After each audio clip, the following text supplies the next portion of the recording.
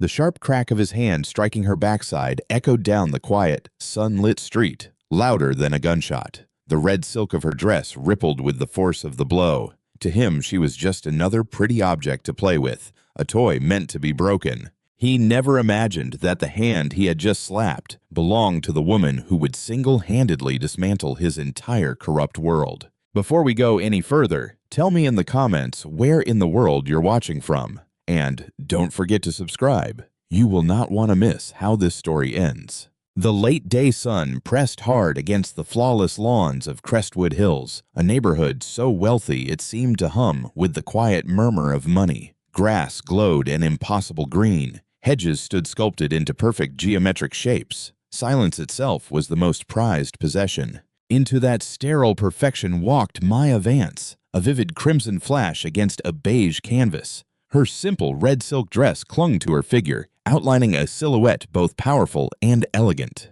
The confident click of her heels marked a steady rhythm on the immaculate sidewalk, the only sound breaking the suburban calm as she moved toward the minimalist glass-walled house on the corner. A detail that had not gone unnoticed. A standard Ford Explorer patrol car glided up beside her with deliberate, threatening grace. No siren, no lights. None were needed. Its mere presence was a declaration of authority in a place like this. The passenger window hummed down, revealing the face of Sergeant Cole Brennan. He was a man in his 40s, his features carved from granite and left too long in the sun. Behind reflective aviator sunglasses, his eyes traveled the length of Maya's body, from her high heels to the soft curls of her dark hair. Well, what do we have here?" Brennan's voice was deep and thick with unearned confidence. "A little lost, are we?" The rear door opened and two more officers stepped out, positioning themselves on the sidewalk to block her path. Officer Grant Hollis was a heavy-set man, his uniform straining at the seams across a broad chest and thick neck.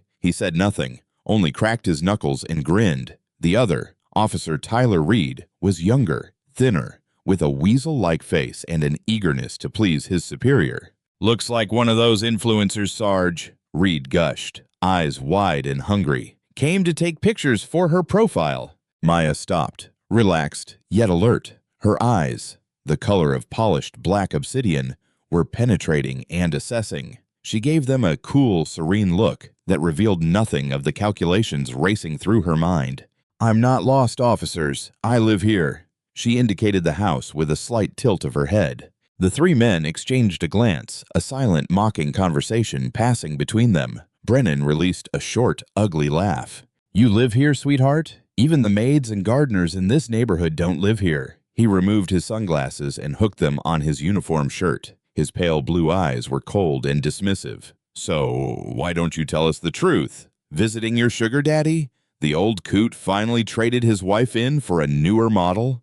The everyday racism, the blatant sexism, it was exactly what the file had suggested. But reading about it and living it were two very different things. Maya's FBI training kicked in. A glacial calm extinguished the first spark of anger. Observe, analyze, do not react. "I'm not sure I understand the question," she said, her voice soft as glass. "I'm a new resident. My name is Maya Vance. Now if you'll excuse me, the movers are waiting." She tried to step around them, but Hollis shifted, blocking her again. "Hold on a second," Brennan said, climbing out of the car. He walked with a swagger, one hand resting on the butt of his holstered pistol. "We have to be careful who wanders around here. We have to maintain a certain standard. You understand." He circled her slowly, like a shark sizing up prey. The smell of cheap coffee and stale donuts clung to him. A girl as pretty as you, dressed like that in a neighborhood like this. It raises questions. People might get the wrong idea. "The only ones getting the wrong idea right now are you, Sergeant," Maya replied, still serene but with a new edge in her tone. "You're harassing a citizen." Reed scoffed. "Harassment, ma'am? We're just having a friendly conversation. Community policing, you know." His hand made a broad gesture that lingered a moment too long on the curve of her hip. "We're just trying to figure out what a woman like you is doing in a place like this." The phrase hung in the air, heavy with meaning. A woman like you. It was the cornerstone of their entire worldview. She saw it in their eyes, in the curl of their lips.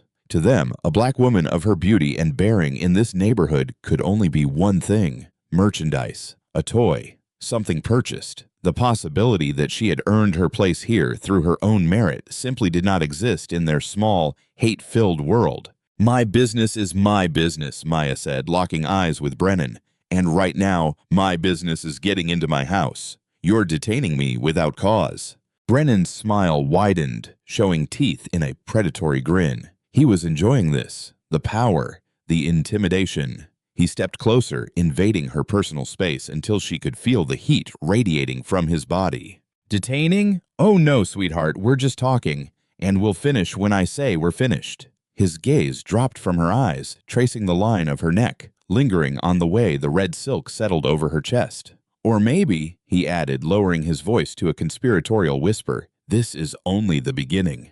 The threat was unmistakable. The air was thick with it. This was no longer about vigilance. This was about power, and they were about to make a very public, very ugly demonstration of it. "Looks like you think you have a choice in this matter." Brennan's voice was a low growl, saturated with the arrogant certainty of a man who had never been told no.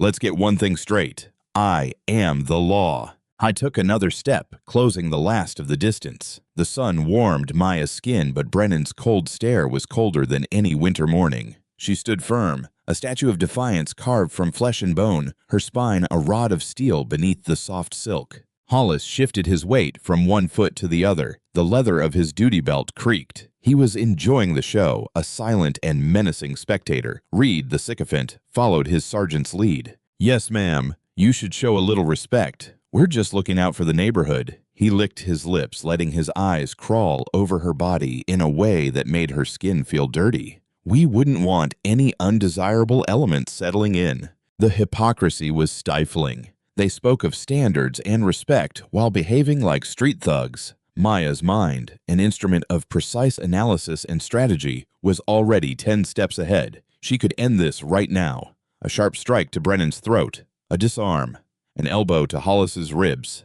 She could have all three on the ground before they realized what had happened. Her training screamed at her to neutralize the threat, but her mission whispered a different order. This was not a street fight. This was an infiltration. These three were only the gatekeepers of a much deeper corruption. Taking them down now would be a victory, but it would cost her the war. She needed them to incriminate themselves, to lead her to the heart of their rotten kingdom. For that, she had to play the victim. "There's no need for this," she said, allowing a carefully measured tremor into her voice. "I'm not looking for trouble." Brennan's smile turned venomous. "Oh, I know you're not, honey. Trouble found you." He glanced over his shoulder at his men. "See, boys, she's starting to understand." He turned back to Maya, eyes glittering with cruel intent. "You see, in Crestwood Hills we're very particular. We know everybody, and we don't know you. So until we're satisfied, you're a person of interest. A very interesting person." He raised his hand. For a split second, Maya thought he was going to touch her face. Instead, he let his knuckles brush the silk at her shoulder. The fabric was thin. The contact felt like a burn. "This is nice," he said, rubbing the material between thumb and forefinger. "Must have cost a fortune. Did he buy it for you, or did you just use his credit card?" "That's enough," Maya said, her voice dropping. The false tremor vanished, replaced by a tone of warning. The shift was too subtle for them to grasp. All they heard was defiance. Brennan laughed, a harsh, grating sound that startled a flock of birds from a nearby oak. "Enough, sweetheart. I'll tell you when it's enough." He stepped back, creating space for his next move. His eyes locked with hers, full of malice and a twisted sense of superiority. He was going to make a statement. He wanted to humiliate her, put her in her place, show her, and any curious neighbors watching from behind their perfect curtains, exactly who ran things here. Han telegraphed the motion, but Maya forced herself to remain still. She saw the tension in his shoulder, the slight shift of his hips, the flash of intent in his eyes. Her body screamed at her to react, to pivot, to block, but her cold, calculating mind held it down. Let him do it. Let him cross the line so completely, so irrevocably, that there would be no going back. Give her the ammunition she needed. The world seemed to slow. The distant hum of a lawnmower, the soft whisper of leaves in the breeze, the beat of her own heart thudding in her ears. Brennan's hand moved in a wide, deliberate arc. It was not a casual brush. It was a declaration, an act of possession, a violation meant to strip her of dignity in broad daylight. Then came the dry, hard, obscene crack, the sound of his palm striking her backside. The impact jolted her, not with pain but with a searing fury. The red silk of her dress, once a symbol of her confidence and beauty, was now the backdrop to her humiliation. "That's for being in our neighborhood, sweetheart," Brennan said in a triumphant voice. He looked at his men, who were now laughing openly. Hollis clapped with mocking enthusiasm while Reed let out a whoop of delight. Maya did not move. She stood perfectly still while their laughter rang down the immaculate street. The humiliation was physical, a flush rising under her skin, but beneath that surface something colder and more implacable was crystallizing. They believed they had simply put a woman in her place. They had no idea they had just declared war on the FBI. She turned her head slowly until her obsidian eyes met Brennan's. There was no fear in them, no tears, no submission, only a promise. The promise of a reckoning so thorough and devastating that they would curse the day they ever laid a hand on her. The line had been crossed. Now the game would be played on her terms. Reed's laughter died in his throat when he met Maya's gaze. For one fleeting instant, the young officer saw something in her eyes that raised the hair on his arms. A chilling placidity, the unsettling calm at the eye of a hurricane. But the moment passed, and Brennan's booming voice filled the silence. "What's the matter? Cat got your tongue? Or did I finally talk some sense into you?" Maya drew a long, deliberate breath, the picture of a woman recovering her composure after a hard shock. Inside, her mind was a storm. The assault was now a federal matter. Harassment had escalated to battery. They had handed her probable cause on a silver platter. The parameters of her mission had changed in an instant. The long, slow game of infiltration was over. It was time for Phase 2. "You're assaulting me," she said in a flat voice. It was a statement, not an accusation. Brennan scoffed. "Assault? That was just a friendly little pat. A welcome to the neighborhood gesture. You should thank me." He winked at Hollis. "Some women pay good money for that kind of attention." "I want your badge numbers," Maya said, her tone monotone and official. "All three of you." This new tactic seemed to amuse them more than anything. Reed looked at Brennan with raised eyebrows in a "can you believe this" expression. Brennan shook his head, a mocking smile on his lips. "Well, well, a fighter. I like that." He stepped forward and took her by the arms. "Listen, sweetheart, you don't get to demand anything around here. You're in our world now." "And you will not touch me again," Maya said. Her words were soft, yet they cut the air like the edge of a blade. This time, all three of them felt the shift. The victim was gone. Brennan's smile faded, replaced by a flash of irritation. His authority had been challenged, and his fragile ego could not tolerate it. "Okay, so you're going to call the police?" He gestured to his two officers. "Sweetheart, we are the police." It was his favorite joke, the punchline to 1,000 acts of petty tyranny. "Fine," Maya said, taking a small step back. She raised her hands in a gesture of surrender that was anything but. Her eyes swept the street, noting the position of the sun, the reflections in neighboring windows, the Ring doorbell camera on the porch across the way. She was building a case in real time. Brennan, mistaking her cooperation for fear, recovered his arrogance. "That's more like it. Now you're going to turn around, hands behind your back, and we're going to have a little talk about loitering and prostitution in a residential neighborhood." Prostitution. The word was absurd, yet it was the accusation they always used against women who refused to submit to them. "That's right," Reed chimed in, pulling a pair of handcuffs from his belt with an exaggerated flourish. "Walking around dressed like that, you're practically advertising."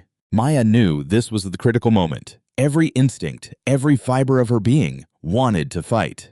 But her objective was larger than personal vindication. She had to see how deep this went. She had to let them lead her to the heart of the problem. With a determination that felt like swallowing broken glass, she turned slowly, presenting her back to them. It was the hardest, most calculated act of her career. She heard the voices of her instructors in her ears. The most powerful weapon an agent has is not her gun. It is her ability to control the narrative. The neighbors who had surely been watching from behind their perfect curtains would see a woman complying with the police. They would see her being arrested. For now, the story was in their hands. Reed advanced eagerly, seizing her wrists with his rough, fleshy hands. The The cheap, cold metal of the cuffs bit into her skin as he tightened them deliberately too tight. The click of the lock was an unmistakable metallic sound that rang down the silent street. "Not so brave now, are you?" Reed sneered, his hot, sour breath close to her ear. He shoved her toward the patrol car. Brennan opened the rear door. "Welcome to Crestwood Hills hospitality," he drawled as he pushed her into the narrow, stifling back seat. Maya saw her reflection in the glossy black paint of the door. A beautiful woman in a dazzling red dress, hands cuffed behind her back, being forced into a police car like a common criminal. The image was one of degradation and helplessness. But Maya saw something else. She saw a predator luring its prey into the den. They believed they had captured her. In reality, she had just captured them. The car door slammed shut, plunging the back seat into shadow, and the engine roared to life. They were taking her away from the scene of the crime, and she was taking the scene of the crime with her. Every word they spoke from that moment on, every action they took, would become evidence. And the key witness was sitting right there in the back seat. The rear of the patrol car smelled of stale sweat, cheap air freshener, and a faint metallic tang of fear. The partition separating Maya from the front was a thick sheet of scratched plexiglass that reduced conversation to a low, muffled murmur. Reed had climbed in back with her, a clear violation of protocol. But for these men, protocol was, at best, a suggestion. He sat beside her, his thigh pressed against hers, his presence a constant, stifling weight. "What's your name?" Brennan's voice crackled through the small speaker in the partition. "We need it for the report. Jane Doe soliciting sexual services."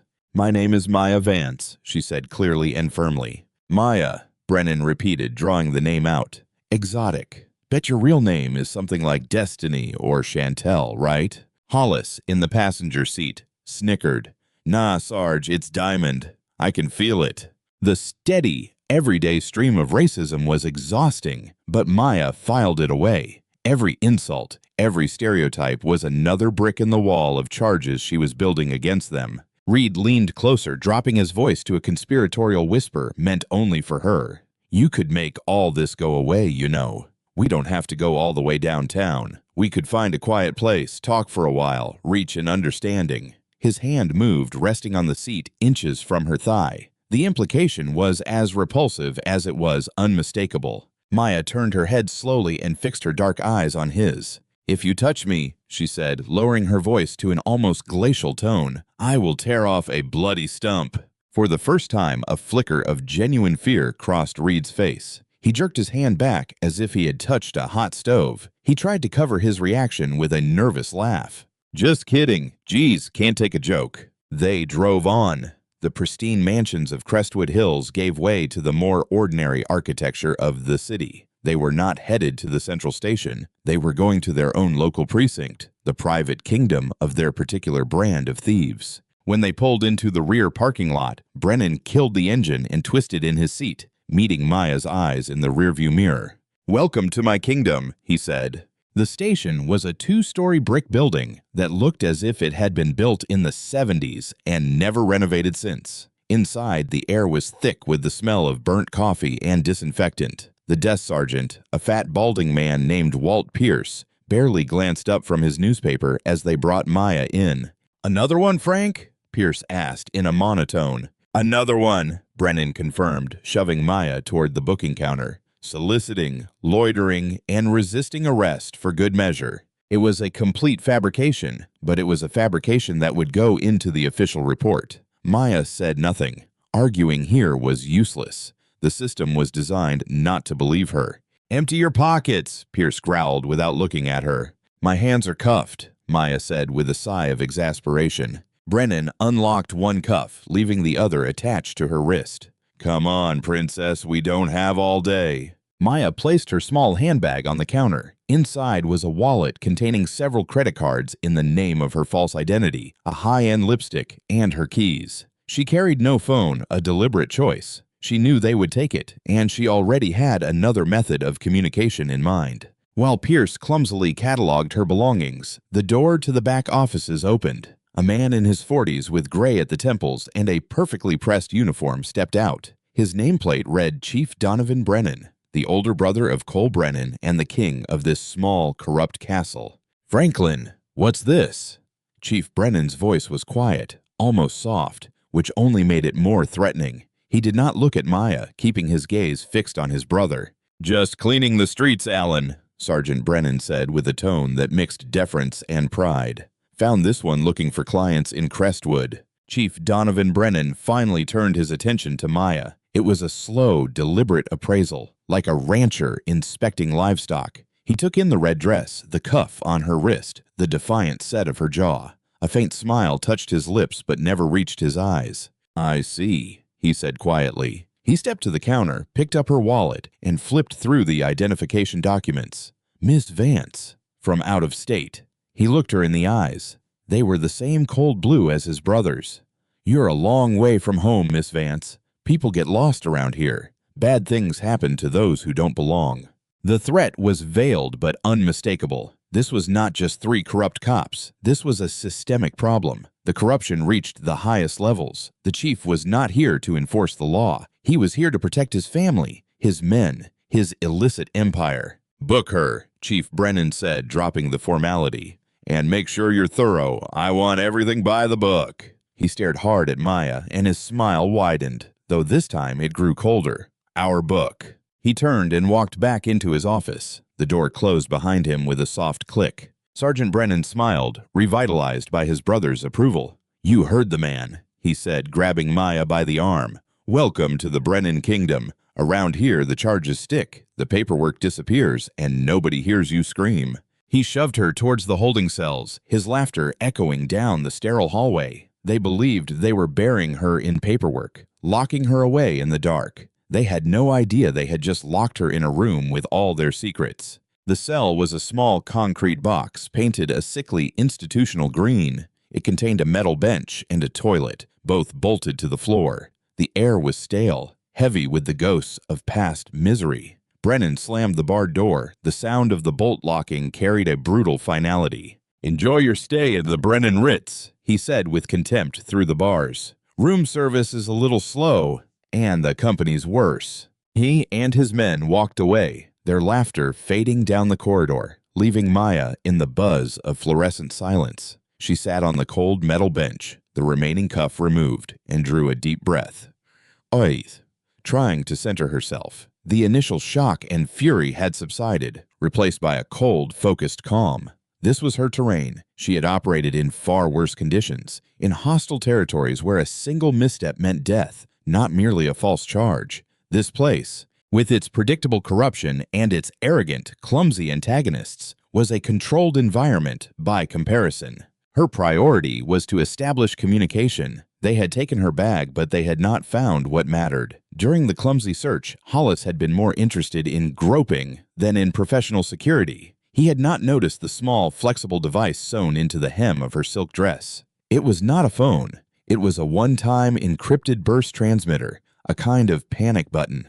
But using it now would be premature. It would bring reinforcements, but it would also expose her and end the investigation. It was a last resort, not a first move. Time passed slowly. The sounds of the station filtered in, the ringing of phones, the murmur of conversations, the occasional shout. She cataloged them, building a mental map of the precinct's rhythms. Then she heard footsteps approaching. They were not the heavy, confident strides of Brennan or Hollis, but a lighter, more hesitant sound. A young female officer appeared at the cell. Her nameplate read Torres. She looked about 25, with large, nervous eyes and a face that had not yet learned to hide its emotions. She carried a paper cup of water. Here, Officer Lena Torres said in a whisper. She slipped the cup through the food slot. You look thirsty. Maya rose and took the cup. Their fingers brushed. Torres's hand was trembling.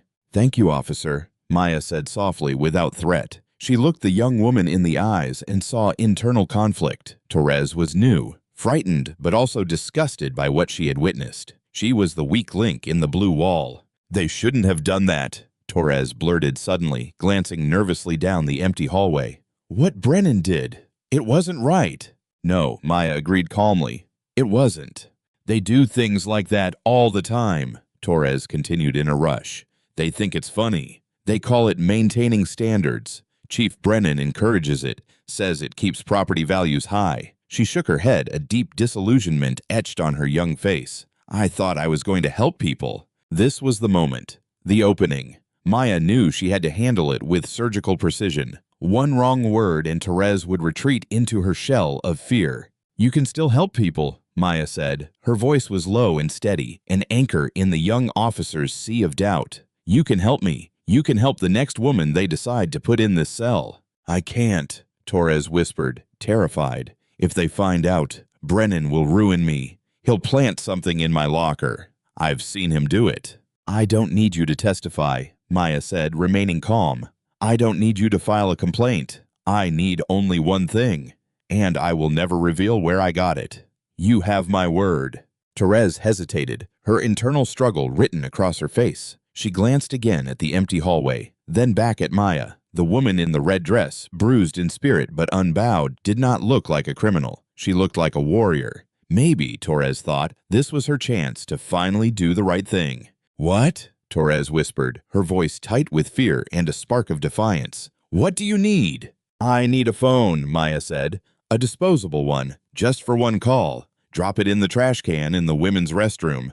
I'll be taken there later. 5 minutes is all I need. It was an enormous risk for the young officer. If she were caught, her career would be over. Therese stared at Maya for a long moment, jaw clenched. She saw the cold certainty in Maya's eyes, the absolute confidence of someone who was still in control even behind bars. She saw a way out of the complicity that was slowly consuming her. Finally, Therese gave a slight, almost imperceptible nod. She said nothing more. She turned and walked away, quickening her pace as she disappeared down the corridor. Maya leaned back against the cold concrete wall and took a sip of water. It was lukewarm and tasted of paper, but to her it tasted like victory. The first crack had appeared in the blue wall. Now it was time for a bigger hammer. She still had her transmitter as a last resort, but a phone was better. It was untraceable, an invisible line to the outside world. She would call her direct superior, Deputy Director Elias Kane.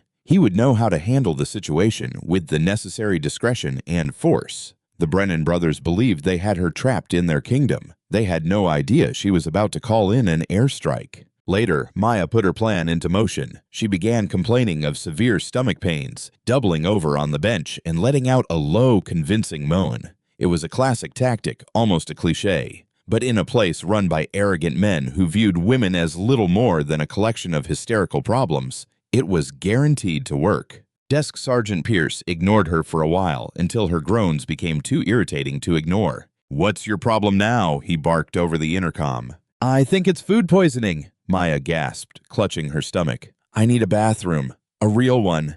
I'm going to be sick."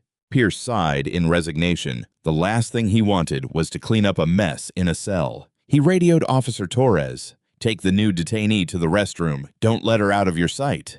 Therese arrived, her face a mask of professional indifference, but her eyes conveyed urgency. She opened the cell and led Maya down the hallway, gripping her arm with a slightly loose, almost imperceptible hold. The women's restroom was small, with only 2 stalls, and smelled faintly of disinfectant, as protocol required. Therese checked the stalls and the space under the sink before allowing Maya inside. "I'll be right outside," Therese said, her voice loud enough for anyone in the hallway to hear. "Make it quick." The moment the door closed, Maya moved. The small metal trash can sat beside the sink. Under the plastic bag lay a cheap, prepaid disposable phone, fully charged. Therese had kept her promise. Maya's fingers flew over the keypad, dialing a number she knew by heart, the direct, secure line of Deputy Director Elias Kane.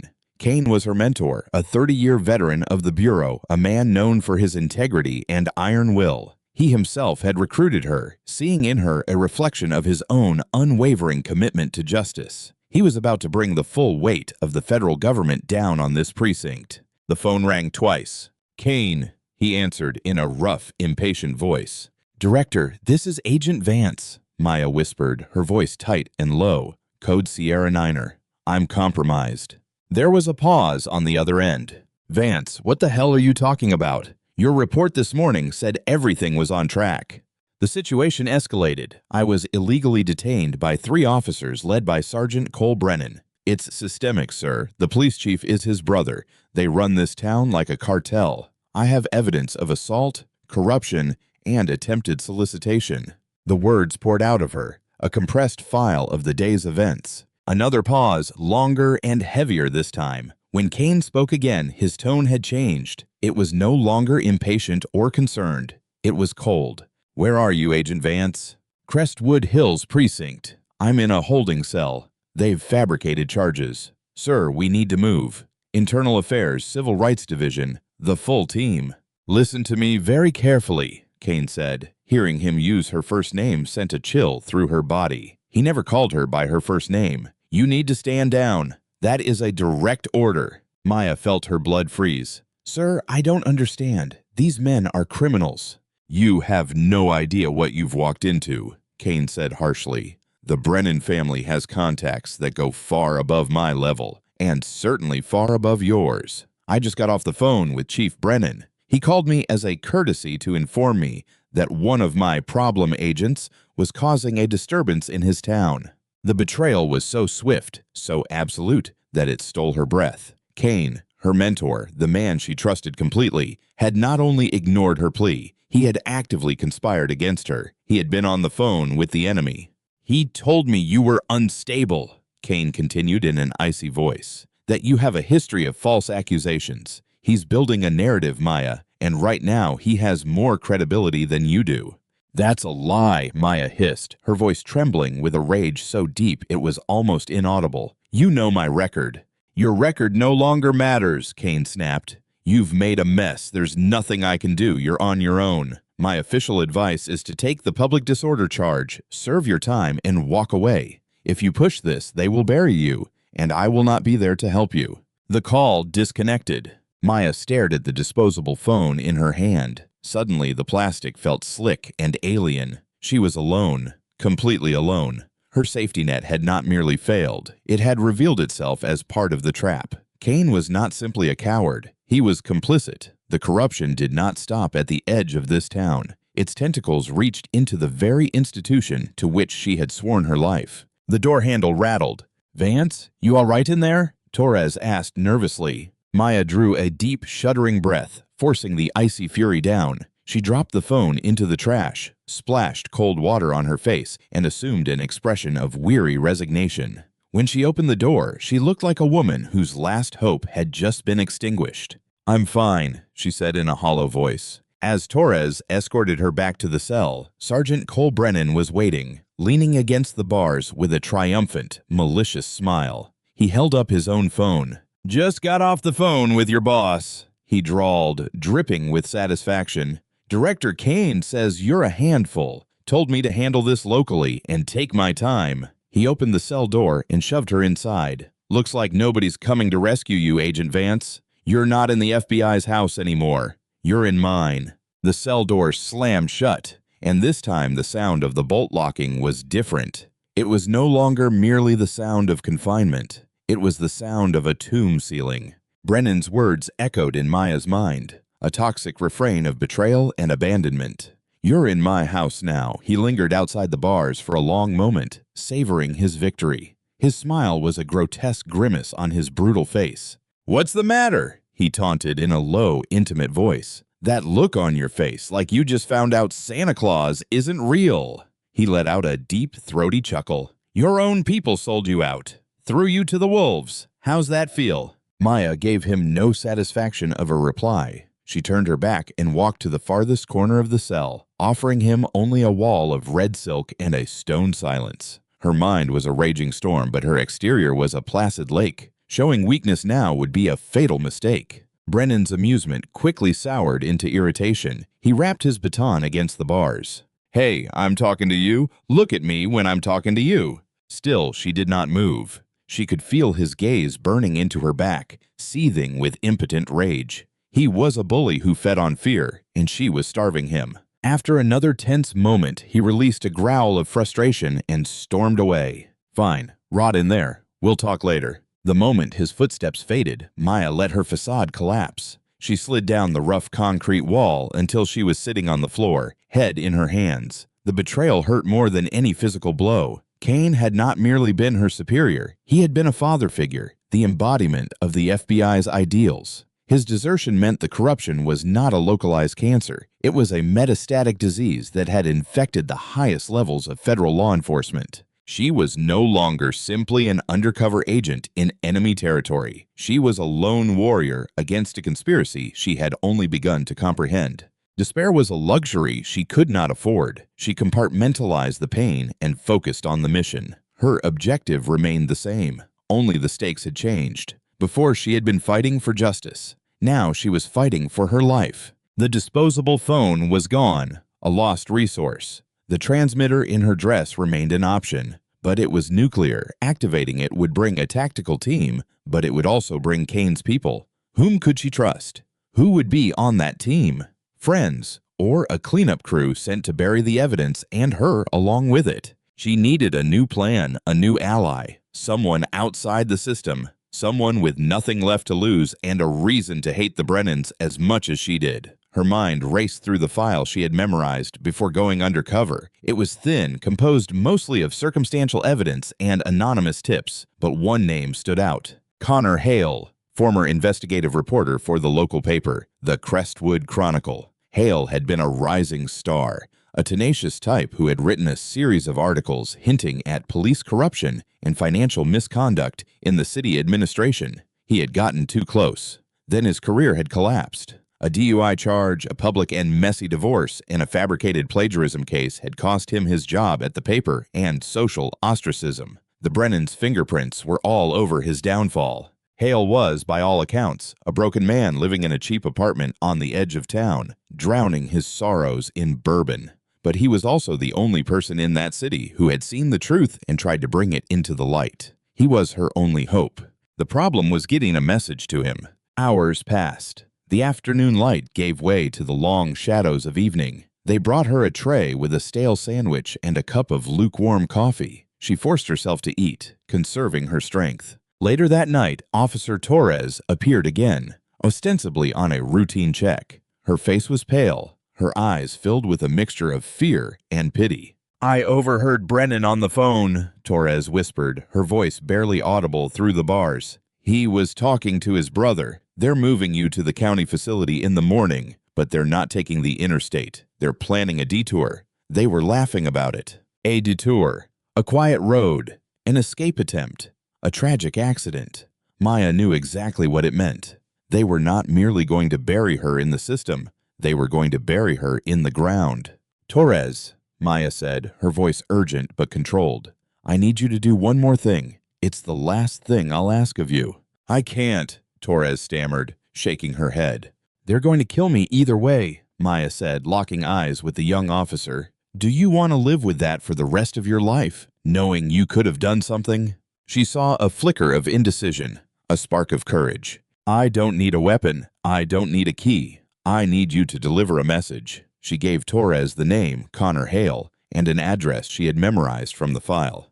"Tell him the woman in the red dress sent you. Tell him Operation Nightingale is compromised and that I have the evidence. He'll know what Operation Nightingale means." It was the FBI's internal code name for her investigation, a name known only to a handful of people. Among them, she now realized with a fresh wave of bitterness, was Elias Kane. Torres looked as if she might be sick. It was a line she had never imagined crossing. But looking at the woman in the cell, calm, resolute, facing certain death, she saw the ghost of the person she had wanted to be when she first put on the uniform. With one last terrified glance down the hallway, she nodded once. "I'll do it," she whispered. Then she was gone. Maya rested her head against the cold wall. She had played her last card. She had placed her life in the hands of a disgraced alcoholic journalist and a terrified rookie cop. It was not a great plan, but it was the only one she had, and as she settled in to wait, she knew one thing with certainty. The Brennan brothers wanted a detour. She was going to give them a war. The bourbon burned Connor Hale's throat, following a familiar path. The amber liquid was a constant companion in the messy, dusty apartment that served as his self-imposed exile. Stacks of yellowing old newspapers in the corners were monuments to a career systematically dismantled. His computer, once a weapon of truth, now lay dark and silent on his desk, a tombstone for his ambition. The knock on the door was hesitant at first, then more insistent. He ignored it, probably the landlord demanding the rent he didn't have. but the knocking did not stop. With a groan, Hale heaved himself out of his old armchair and shuffled to the door. "Whatever you're selling, I'm not buying," he mumbled, yanking the door open. The young police officer on the threshold looked as startled as he felt. Her eyes were wide with fear, and she twisted the hem of her uniform jacket in her hands. "Mr. Hale?" she asked in a trembling voice. "Depends who's asking," Hale growled. "If you're here about the noise complaints, my neighbors are liars." "I'm Officer Torres," she said in a hurried whisper. "I have a message from the woman in the red dress." Hale froze. The fog of alcohol cleared momentarily from his mind. The woman in the red dress. The story was already circulating on police frequencies and local media. A high-end prostitute arrested in Crestwood Hills. He had dismissed it as another example of the Brennan brothers' strong-arm tactics. "She said to tell you Operation Nightingale is compromised and that she has the evidence." The name hit Hale like a physical blow. Operation Nightingale. It was a ghost, a rumor he had chased in the final, desperate days before his career was destroyed, a whisper of a federal investigation into the Brennan administration. He had thought it was a dead end, a phantom. "Where is she?" Hale asked, his voice suddenly sharp and serious. "Holding cell at the precinct," Torres said, glancing nervously toward the street. "But they're transferring her in the morning. They're planning a detour. Mr. Hale, I think they're going to kill her." The fear in the young officer's eyes was real and contagious. Hale felt a chill of dread settle in his stomach, a sensation he had not experienced since the day he found a dead rat on his doorstep with a note tied to its tail. "All right," he said, his long, dormant reporter's instincts stirring back to life. "Thank you, officer. You did the right thing. Now go. Don't look back. Don't talk to anyone." Torres nodded and practically fled down the hallway. Hale slammed the door and leaned against it, heart pounding. The woman in the red dress was not a prostitute. She was a federal agent, and she was in over her head. He looked around his miserable apartment, the wreckage of his life. The Brennans had taken everything from him. His job, his reputation, his family. They had left him with nothing but a bottle and a deep, burning resentment. But tonight, everything changed. He went to his desk and yanked the dust cover off his computer. It powered up with difficulty, a relic of another era. He still had his contacts. He still had his skills. And now he had a motive. Morning arrived gray and overcast. The sky threatened a storm that matched Maya's mood. They came for her at first light, not with the usual mockery, but with efficiency. Hollis and Reed's faces were grim, their movements businesslike. This was no longer a game. It was time for the transfer. Hollis grunted as he opened her cell. This time they cuffed her hands in front and put shackles on her ankles. The message was clear. There would be no escape. They led her not to a standard transport van, but to the same patrol car in which they had arrested her. Sergeant Brennan was behind the wheel. His eyes met hers in the rearview mirror. The smile was gone, replaced by a cold, expressionless mask. "Get comfortable," he said as the patrol car pulled out of the lot. "It's going to be a long ride." They drove in silence. Maya watched the landscape, her mind processing every detail at high speed. She noted the make and model of every car, the mile markers, the exit signs. She was a living black box, recording the final moments of her own flight. As expected, Brennan did not take the main exit toward the county facility. He took a smaller, unmarked turn onto a two-lane rural road that wound through dense woods. "Nice day for a drive, isn't it?" Brennan said, breaking the silence. "The scenic route. Orders from the chief, you know." "Sarge," Reed said from the passenger seat, his voice nervous. "I've been thinking about our new friend. She's smart. Too smart to be a working girl. Talks like a lawyer or something." "She's nobody," Brennan snapped. "Just more trash that needs taking out." But there was a note of tension in his voice, a seed of doubt. That was Maya's opening. "You really think I'm nobody?" she asked from the back seat in a quiet, clear voice. "You think you can assault a woman in broad daylight in the middle of Crestwood Hills and there won't be consequences? We are the consequences." Hollis grunted beside her. "No," Maya said with a small, cold smile. "You are the evidence." She shifted slightly, angling her body. Sewn into the cuff of her sleeve, almost invisible against the red silk, was a tiny state-of-the-art microphone. Its signal was transmitting to a receiver she had described to Torres. That receiver was now in the hands of Connor Hale. "What are you talking about?" Brennan asked, glancing nervously in the rearview mirror. I'm talking about the fact that you three are amateurs, Maya said in a condescending tone. You thought you were untouchable. You bragged about your contacts. You beat suspects. You planted evidence. You took bribes. You even admitted that your own supervisor at the FBI, Deputy Director Kane, was in on it with you. Brennan went pale. How do you know that? Because you told me, she lied, bluffing with the confidence of a master poker player. Last night, drunk, you boasted about it at the station. I heard everything, all those dirty little secrets. The seed of doubt had grown into a full tree of panic. They exchanged horrified glances. It was plausible. They had been drinking and celebrating their victory. They had been careless. She's lying, Reed screeched. Am I? Maya pressed, her voice cutting. Tell me about the Henderson case, Brennan. The teenager you framed for drug trafficking because his family refused to sell their property to your brother's developer friends. Or the unsolved hit-and-run that killed Councilman Davis right after he announced an investigation into the police budget. You think I'm just a woman in a red dress? I'm your worst nightmare. I'm the truth. And every word you're saying right now, she paused for effect, is being recorded. The silence inside the car was absolute, broken only by the sound of tires on asphalt. They were hooked, they believed her, and now they were going to start talking. They were going to try to justify themselves, threaten, confess, and Connor Hale was going to hear every word. The patrol car swerved as Brennan slammed on the brakes, throwing Maya against the plexiglass partition. The vehicle skidded to a stop in a cloud of dust on the shoulder of the deserted rural road. For a moment, the only sound was the frantic ticking of the engine cooling. What did you say? Brennan's voice was a venomous whisper. He twisted in his seat, his face contorted with disbelief and fury. His knuckles were white on the steering wheel. It's a setup, Hollis growled from the back, eyes wide. She's lying. There's no recording. You willing to bet on that, Grant? Maya asked calmly and firmly as she righted herself. You willing to bet the next 20 years of your life? The panic was palpable. These men were thugs, not strategists.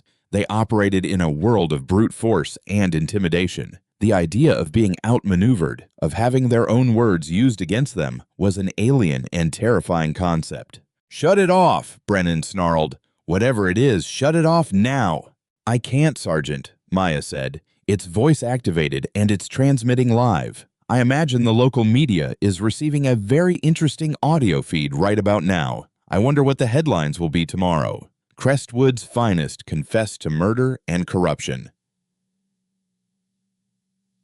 Reed began hyperventilating. Sarge, what do we do? We have to get rid of this thing. Find the device. Shut up, Tyler, Brennan roared, completely unhinged. He was a cornered animal, and cornered animals are predictable. They attack. He flung the car door open and strode to the rear. He yanked the mesh door open, his face inches from hers. You think you're so smart, don't you? Don't you? He spat, spraying her face with saliva. You think you've won? This isn't about winning, Sergeant, Maya said, her gaze cold and relentless. This is about justice.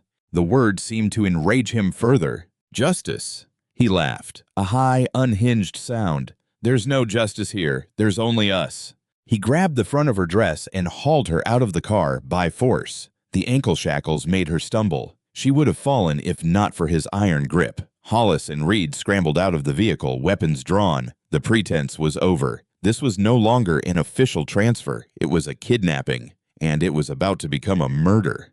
There's an abandoned construction site about a mile from here, Brennan said, recovering a measure of authority as he began formulating a more definitive plan. Lots of deep holes, fresh concrete. Nobody will ever find her. They dragged her off the road into the dense woods bordering the asphalt. Branches tore at her silk dress, catching the delicate fabric. The shackles cut into her ankles, but she did not cry out. She focused, her mind racing at full speed. This was the endgame. Meanwhile, in his apartment, Connor Hale listened with a mixture of horror and euphoria. The audio from Maya's hidden microphone was crystal clear. He was recording everything. His fingers flew across a second keyboard as he transcribed in real time, uploading the audio and text to a secure server he had maintained precisely for an occasion like this. He had already sent the link and a brief frantic explanation to his last remaining contact at a national news network. He could hear the rustle of leaves, the officers' labored breathing, their incriminating words spoken in panic. Nobody will ever find her. Hale's blood ran cold. He looked at the GPS tracker on his screen, a live feed from the disposable phone Torres had left for him, which he had instructed her to place in the trunk of the patrol car. The blinking dot remained stationary on a desolate stretch of road marked Old Mill Road. He knew the place. It was a dead zone. And he knew what lay a mile down that road. Brennan was right. It was the perfect place to make someone disappear. The police would take too long. By the time they believed him and mobilized, it would be over. There was only one thing to do. He grabbed his keys and the heaviest tire iron he owned and ran. It was a stupid, suicidal plan, a washed-up reporter against 3 armed and desperate cops. But as he sped out of his parking lot, he knew he had no other choice. For the first time in years, Connor Hale had a story to finish, and he was not going to let the Brennans write the ending. The construction site was a skeleton of concrete and steel rebar silhouetted against the gray, stormy sky. It was a monument to a failed development project, a place where dreams had died, the perfect stage for what they had planned. They dragged Maya to the edge of a deep, dark pit. Excavated foundations that had never been filled. Rainwater had collected at the bottom, forming a murky, stagnant pool. "Last chance," Brennan said, his face beaded with sweat despite the cool air. "Tell us where the recording is going. Tell us who you're working with." Maya looked down into the pit, then back at him, and gave him a small, pitying smile. "You still don't get it, do you? You're not in charge here." "I've got a gun to your head," Brennan shouted, pressing the cold barrel of his pistol against her temple. "That makes me the one in control." "Does it?" Maya asked softly. And then she did something they never expected. She began to laugh. It was not a hysterical laugh of fear, but a low, confident chuckle. "You brought me to a construction site, you idiots." Before they could process her words, she moved. In one fluid motion, she dropped her center of gravity, stomped hard on Brennan's instep with her heel, and drove her forehead into his nose. There was a sickening crunch of bone and cartilage. Brennan howled in pain, staggering backward, hands flying to his ruined face. The element of surprise was all she needed. She twisted, using the chain of her handcuffs as a whip, slamming it against Reed's outstretched wrist and throwing him off balance. He tripped over the ankle shackles and went down hard. Hollis charged, bellowing like a wounded bull. Maya, still cuffed, could not dodge, so she did not try. She met his rush, absorbing the impact and using his momentum to pivot, directing both of them toward the edge of the pit. For one terrifying second, they teetered on the brink, a grotesque dance of violence against the gray sky. "Wrong move, Grant," Maya growled, and with a final desperate shove, she sent him over the edge. His scream was cut short by a heavy splash from the darkness below. 2 down, 1 to go. She turned to face Brennan, who was staring at her now. His face was a bloody mask of horror and disbelief. The woman in the red dress was gone. In her place stood a demon, a blurred figure of motion and violence silhouetted against the gathering storm. The huntress had just shown her teeth, and the last lamb was about to be sacrificed. Sergeant Cole Brennan stood frozen, unable to reconcile the image before him with the reality he knew. The terrified, submissive woman from the back of his patrol car had vanished. In her place rose an avenging angel dressed in torn red silk, eyes burning with an intensity that froze his blood. Hollis had gone over the edge, swallowed by the darkness of the pit. Reed writhed on the ground, clutching his arm and sobbing like a child. Brennan's own face was a ruin of blood and pain. His nose shattered. Who are you?" he stammered, the words bubbling in his throat.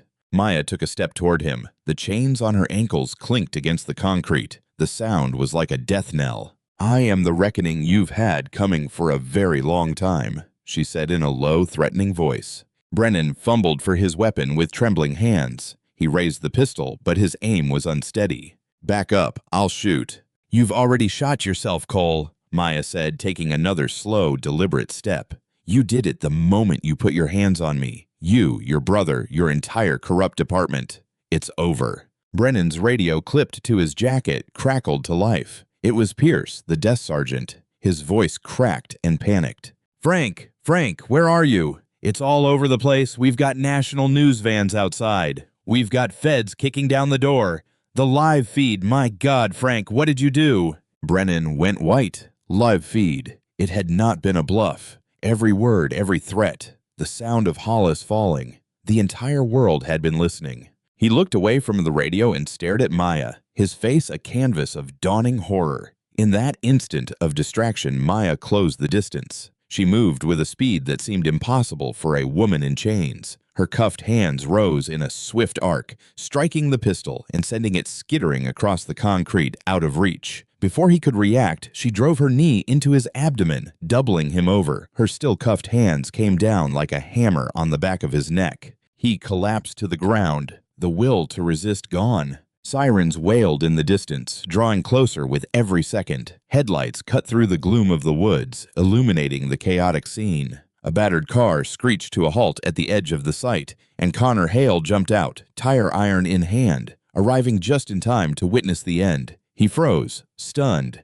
as a swarm of black SUVs and state police cruisers flooded the area. Fully geared tactical teams poured out with weapons drawn. A man in a perfect suit with FBI lettering on his vest approached Maya cautiously. "Ma'am, are you Agent Vance?" Maya stood over Brennan's crumpled form, breathing hard as the adrenaline began to ebb. She looked at the agents, then at the chaos unfolding around her. The arrest of a sobbing Reed, the teams preparing to extract Hollis from the pit, the arrival of paramedics. "Yes," she said in a firm voice, "and you're late." She raised her cuffed hands. "Get these off me." As the agent removed the handcuffs and shackles, Maya's gaze found Connor Hale standing awkwardly beside his car, the tire iron hanging limp in his hand. Their eyes met across the chaos. She gave him a slight, almost imperceptible nod, a gesture of gratitude, of shared victory. The disgraced reporter and the disavowed agent had done it. The consequences for the Brennan regime were immediate and catastrophic. The live audio transmission was the killing blow. Irrefutable, damning evidence from the criminals' own mouths. Chief Donovan Brennan was arrested in his office while trying to destroy documents. Deputy Director Elias Kane was taken into custody by his own internal affairs agents before he could even pack a bag. The Crestwood Hills precinct was declared a federal crime scene. The story of the woman in the red dress became a national phenomenon. Maya Vance became a symbol of resistance and courage. Her torn silk dress and the tale of her fight against a corrupt system captivated the country, sparking investigations into police departments across the nation.